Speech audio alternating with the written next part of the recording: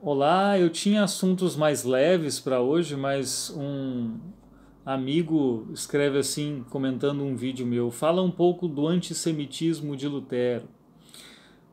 Alguns dizem que seria melhor falar sobre antijudaísmo de Lutero. Outros dizem que talvez não fosse melhor nem falar de Lutero, mas de uma época, né, de uma forma de pensar equivocada que circulava entre intelectuais cristãos na Europa, e que gerava uma hostilidade absurda contra os judeus.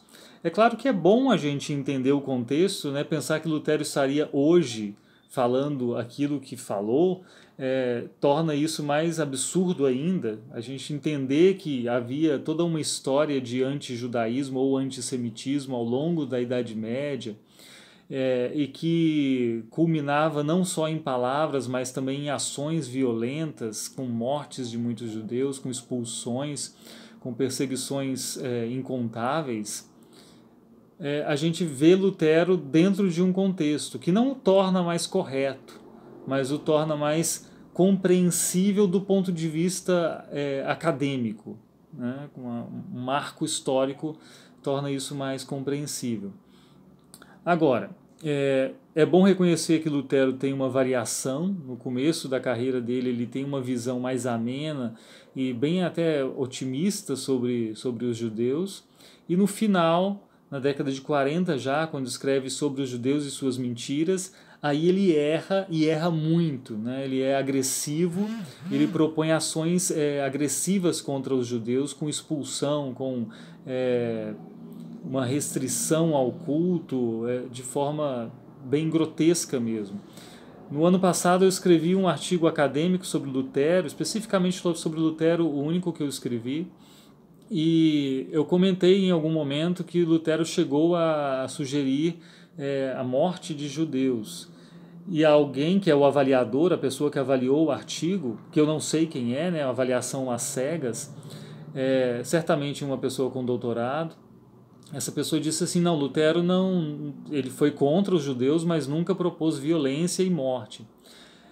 E eu fiz questão de manter isso no texto, colocando uma referência muito clara. Lutero diz assim, que os judeus não deveriam ser permitidos de fazer suas orações e de oferecer o seu culto, sob pena, né, caso relutassem, sob pena de perder a vida e o corpo. Ou seja, Lutero está aventando a possibilidade de uma punição capital por uma adesão e uma prática religiosa, o que é algo indefensável, assim, não faz sentido querer amenizar o que Lutero disse.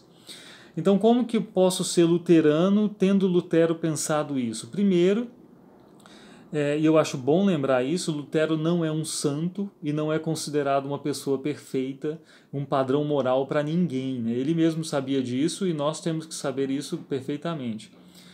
Segundo, os textos de Lutero, o conjunto da obra de Lutero que ocupa um estante grande de uma biblioteca, esses textos não são autoritativos para as igrejas luteranas. As igrejas luteranas têm documentos confessionais. Dentro do livro de Concórdia, que compõe um volume amplo de textos confessionais da Igreja Luterana, nós temos textos de Lutero, mas são especificamente o Catecismo Menor, o Catecismo Maior e os artigos de Smalcald.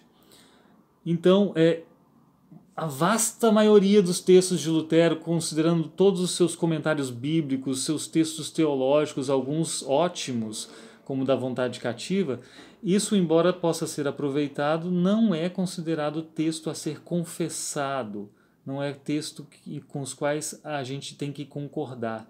São textos para serem lidos e pensados com crítica, com pensamento ativo e aproveitados na medida do possível, como textos de um teólogo, não textos sagrados. Isso precisa ficar bem entendido. Então, para mim, como teólogo luterano, como luterano, isso não é um problema.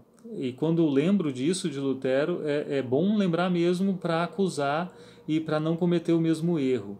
Né? Isso sim. Bem, é isso.